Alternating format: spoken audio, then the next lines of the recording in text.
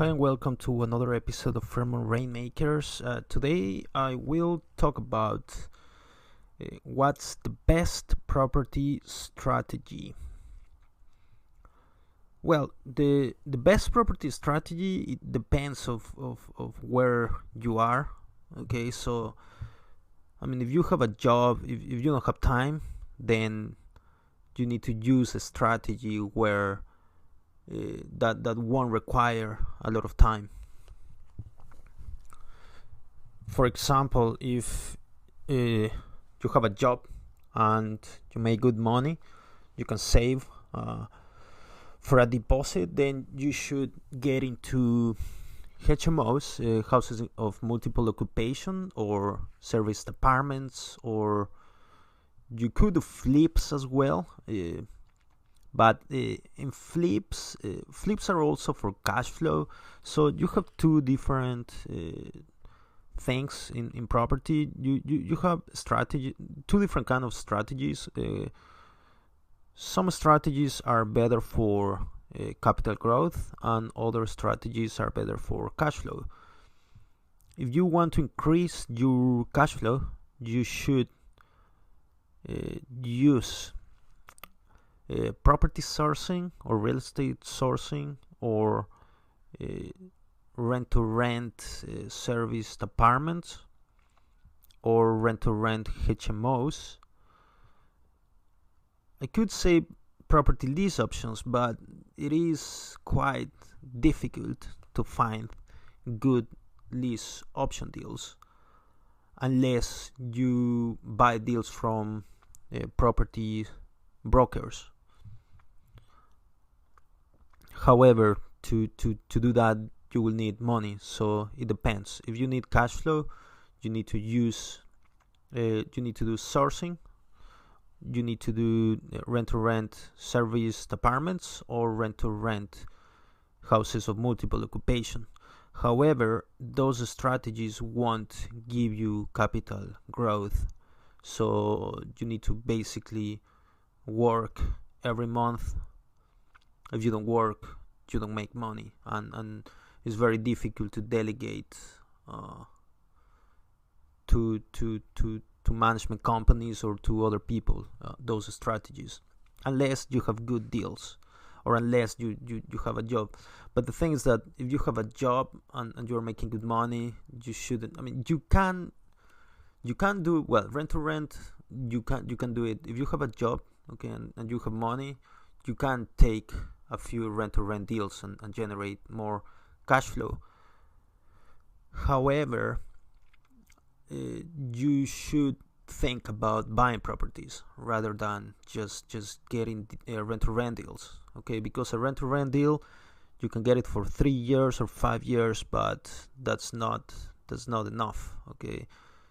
That's for someone. I think rent-to-rent is for people that have time, okay? Because if you have time, then you don't need to pay management companies, and you can make more money. And then after you save money, you need a cash war chest. Once you have that, then you can start buying properties. So really your target should be to buy properties and to build a property portfolio of properties without too much debt. Remember, one of the most important things, not only in property but in business, is to never over leverage yourself, okay? There are so many courses, there are so many people teaching property, teaching business. And what I see is that everyone is just kind of trying to take your money, really. And because if they would tell you, look, never over leverage yourself, I think there are a few that tell you that, and that design strategies for you not to over leverage yourself. but that's what they are doing, because everyone that is selling training, they are just they're taking cash from people, okay, and they are not investing anything. I mean, they're investing in marketing, they're investing in ads, but it's not that they can lose. I mean, they can lose money if they buy ads and they don't have clients, but the profitability of selling training is very, very high. That's why there is a lot of people selling training. I mean, and it's not bad, because there are a few good mentors, but that's a strategy that has very, very, very low risk. So I mean, that's something you can also do, but also that requires a lot of time. So you should really, if you have a job, you should really think about buying properties and building your own property portfolio. Okay, that's the best strategy that you can have. Don't think about doing big deals if you are someone that just has a job and has some money. I mean, at least not at the start. Okay, just think about Jeff Bezos. Okay, he is the richest person in the planet, and he always says that you need to do everything step by step. Okay, it is very, very important. You need to do everything step by step. Never try to jump, okay, because you will fail. That's how you over leverage yourself. For any investment, you need to do a cash flow projection, and then when you do a cash flow projection, then you should think that everything will go worst. And I mean, well, Richard Branson says that everything in business takes longer than expected and costs more. So always remember that. Okay, if you think that you will buy a property and the property will cost you 100K and you just need to pay 25% deposit and the property will be rented straight away and you won't have any issues with the property, I mean, you will fail because you will have issues. You will have tenants vacating the property, or maybe they won't pay the rent. I mean, you need to think about the worst case scenarios. I like to learn from billionaires, and Sam Sell, he says that when he gets deals, he and his team, they always study the deal and they study the worst case scenario. Okay, if after studying the worst case scenario the deal is good, then they do the deal. But if they study the worst case scenario and they don't do the deal, then he still thinks that was a successful deal because he didn't lose money. Okay, having said that, you should do deals, because I know people that they just look at hundreds of deals, and I mean, you will if you think just about the wrong things, you will never do a deal.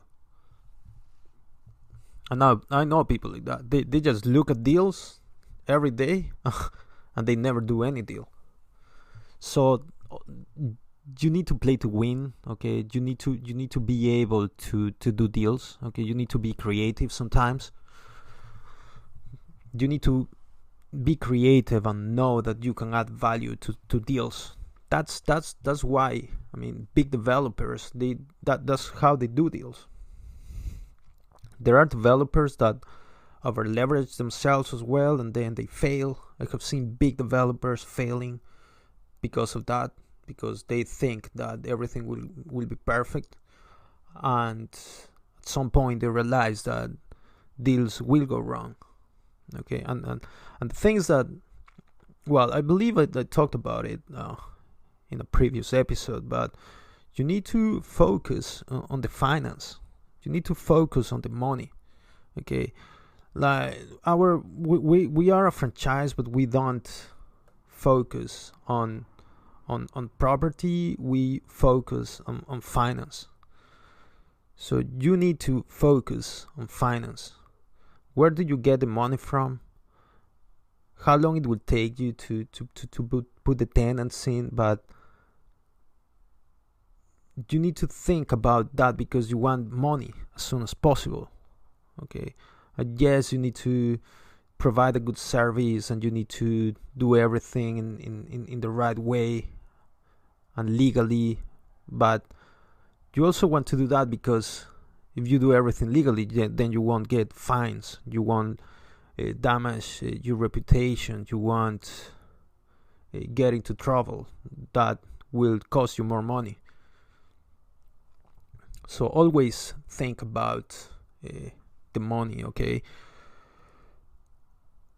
if you are someone that, if you're a teenager and you have a lot of time, then yes, you should look into probably rent service apartments or rent houses in multiple occupation or sourcing deals. But if you're sourcing deals, you need to study, you need to learn how to do it properly, and yes, you need to generate cash flow. And the thing is that in all the strategies you can over leverage yourself, and you can do that in big transactions, and you can do that in small transactions. You can do that in property, you can do that in business, you can do that in a lot of different sectors and industries. Now we are living with COVID, so a lot of businesses are going bankrupt, and a lot of businesses will keep going bankrupt, and this is a black swan event. It's not as bad as it could be. Okay, I think that imagine if there is a new coronavirus that is a lot more deadly and a lot more contagious. Then we will be in big trouble. So I think, yeah, it is bad, but at some point governments will have a vaccine and then things will get better. Okay, and at the moment, businesses that were in the right side made money. Tech made money. Amazon grew like crazy in COVID, because you also need to look at the future. Okay, imagine if you were a cab driver. You didn't think, like a lot of cab drivers, they didn't think about Uber. They didn't think that technology will disrupt their industry and their businesses, and it happened. Okay, and in a lot of industries, you need to think about that. You should diversify, and you should invest into industries that will be resilient, and they won't go bankrupt when they are disrupted. The thing is that a lot of industries are disrupted not only by black swan events, but by technology. Okay, always think about technology. You don't need to be in tech, but you need to think about tech. Okay, if you are going to set up a business, you don't need to set up a business into tech, but you need to think about it, because there are a lot of businesses that will be disrupted by technology. And if you do some research, you will see so many startups that can be very, very small now, but they are dangerous, and they can kill a lot of industries and a lot of businesses. So always do a lot of research. Okay, even in property development, I think that the disruption will come when 3D printing will be mainstream. Okay, because 3D printing can cut labor costs probably by half.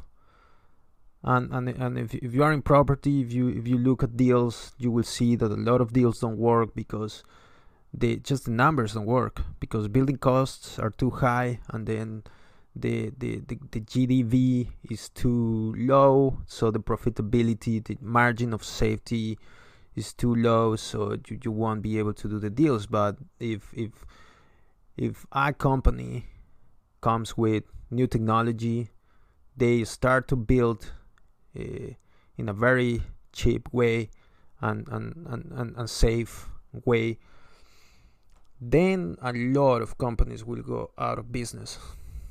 So, and that's only one example. I mean, a lot of other things can happen. So what's the best strategy? Well, it depends on your circumstances. You can use strategies to increase your cash flow, or you can use strategies to increase your net worth. Okay, to increase your cash flow, you can use those three, and there are others as well, but those are strategies that are not that difficult to implement. And to increase your net worth, then you can use loads, buy-to-lets, HMOs, service apartments. You can also do developments, but in developments you need to be very careful, because you are doing big deals, so if things go wrong, they will go very wrong. So you should always have a lot of cash if you are getting into developments. If you want to get into HMOs or service apartments, if you want to buy them, well, that's what we do with our franchisees. We'll put a link on this episode of our website. Just send us an email and we can set up a call and we can talk about it. Also, if you want to become a broker, or you want to learn about sourcing or rent, we can also help you with that.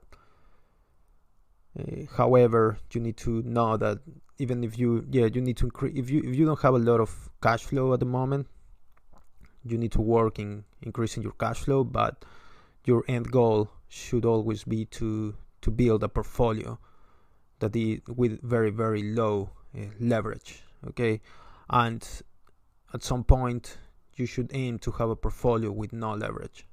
You should build a real estate portfolio,